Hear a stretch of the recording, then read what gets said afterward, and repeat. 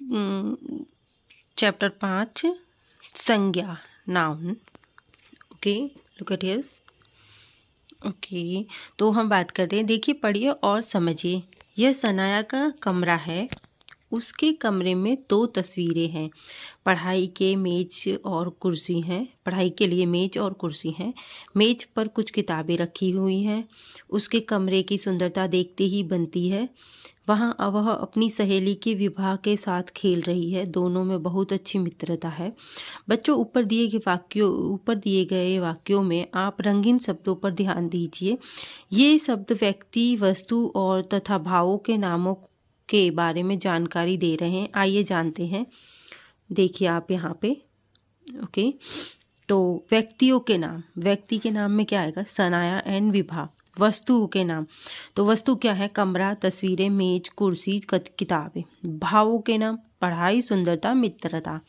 इस तरह आपने देखा कि ये सभी शब्द किसी न किसी नाम की ओर संकेत कर रहे हैं। नाम का सब पर्यायवाची शब्द है संज्ञा। संज्ञा किसे कहते हैं? नाम के पर्यायवाची शब्द को।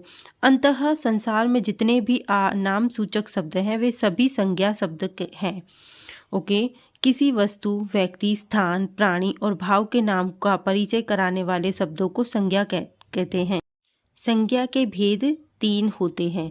संज्ञा व्यक्तिवाचक, जातिवाचक, भाववाचक।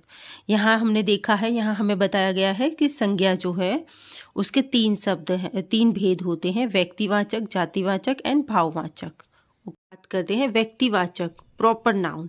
ओके, थॉमस एडिसन ने बल्ब का आविष्कार किया था। यहाँ पे थॉमस एडिसन की पिक्चर्स दी गई है। थॉमस एडिसन एक व्यक्ति का नाम है तथा गंगा एक नदी विशेष का नाम है। गंगा पवित्र नदी है। Look at here. Okay, Ganga एक स्थान है और व्यक्ति वाचक संज्ञा है, ये प्रॉपर। ओके, जो संज्ञा शब्द किसी प्राणी, वस्तु या स्थान विशेष के नाम का बोध कराते हैं वो व्यक्तिवाचक शब्द कहलाते हैं। ओके, जो हमें ये बोध कराते हैं, एहसास दिलाते हैं, ये बताते हैं कि प्राणी, वस्तु या स्थान है, विशेष नाम का बोध कराते हैं, उसे व्यक्तिवाचक संज्ञा शब्द कहलाते हैं।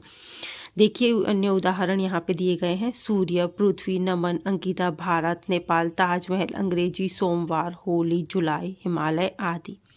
ओके, जातिवाचक संज्ञा, कॉमन नाउन। लड़के फुटबॉल खेल रहे हैं। पक्षी उड़ रज रहे हैं। वह अपने दोस्त से बात कर रहा है। ऊपर दिए गए वाक्यों में प्रयुक्त लड़के, फुटबॉल, पक्षी तथा दोस्त शब्द किसी एक विशिष्ट प्राणी या वस्तु के बारे में न बताकर पूरी जाति का बोध करा रहे हैं। ऐसे शब्द जातिवाचक शब्द कहे जाते हैं। ओके, तो जो संज्ञा शब्द ऐसे एक जैसे प्राणियों, वस्तुओं तथा स्थानों का बोध कराते हैं, जातिवाचक शब्द संज्ञा शब्द कहलाते हैं। देखिए अन्य उदाहरण। विद्यार्थी, देश, पर्वत, नदी, महीना, पशु, पक्षी आदि, आदमी, नारी, बालक, भाषा, अध्यापक, फल, इमारत आदि। जातिवाचक शब्द संज्ञा शब्दों के 2 उपभेद होते हैं। जातिवाचक संज्ञा समूहवाचक, द्रव्यवाचक। समूहवाचक संज्ञा कलेक्टिव नाउन। कक्षा में सभी छात्र पढ़ रहे हैं। कलेक्टिव नाउन को मतलब तो बहुत सारे जो एक जगह इकट्ठे हुए होते हैं। यह गुलदस्ता नेहा ने बनाया है। एक फूल से तो गुलदस्ता बन नहीं सकता, बहुत सारे फूल चाहिए तब गुलदस्ता बन सकता है, मतलब कलेक्ट करने पड़ते हैं। भेड़ों का झुंड मैदान में चल रहा है। भेड़ों का झुंड है, झुंड मतलब कि बहुत सारे, कलेक्टिव। कक्षा शब्द छात्रों के समुदाय का बोध करा रहा है। छात्र मतलब एक ही छात्र नहीं है, बहुत सारे कलेक्टिव छात्र हैं, बहुत सारे इकट्ठे हैं, तो उसे कहते हैं कलेक्टिव नाउन, समूहवाचक संज्ञा। ओके, गुलदस्ता शब्द से फूलों के समूह का बोध हो रहा है। इसी प्रकार झुंड शब्द से प्राणियों के समूह का बोध हो रहा है।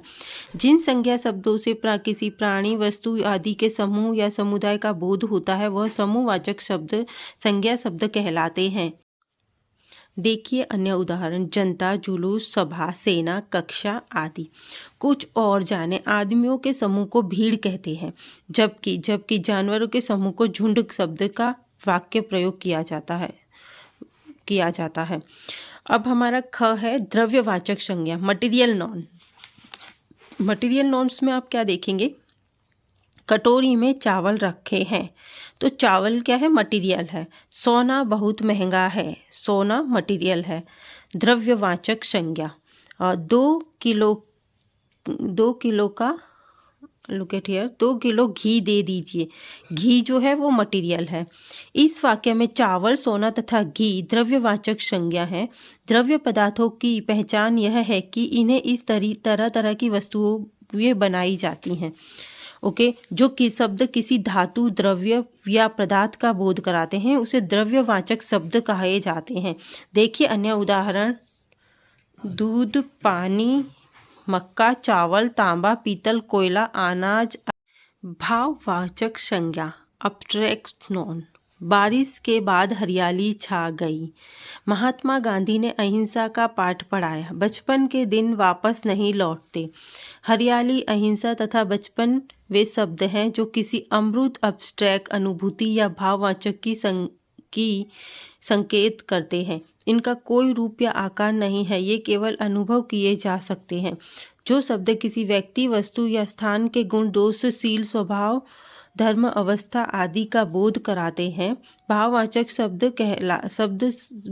संज्ञा शब्द कहलाते हैं। देखिए अन्य उदाहरण, उदासी, ठंडक, खुशी, सच्चाई, ईमानदारी, दुख, जीत, हार, आनंद, मिठास, अहिंसा, सर्दी, गर्मी, प्रेम, दया, क्रोध, वीरता, शांति आदि।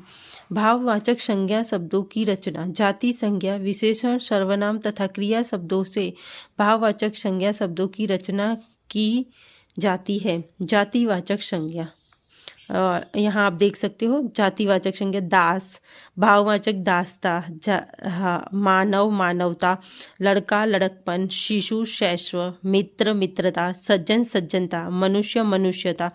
जातिवाचक एंड भाववाचक, नेता, नेतृत्व, सेवक, सेवा, कवि, कवित्व, नारी, नारीत्व, भाई, भाईचारा, युवक, यौवन, पीड़ित, पंडित्य, पंडिताई। विशेषणों से विशेषण, सुंदर, लाल, मधुर, निर्बल, निपुण, आलसी।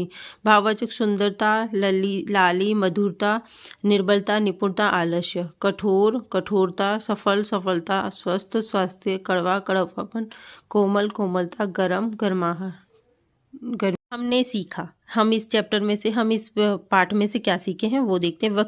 व्यक्ति, वस्तु या स्थान के नाम को संज्ञा कहते हैं।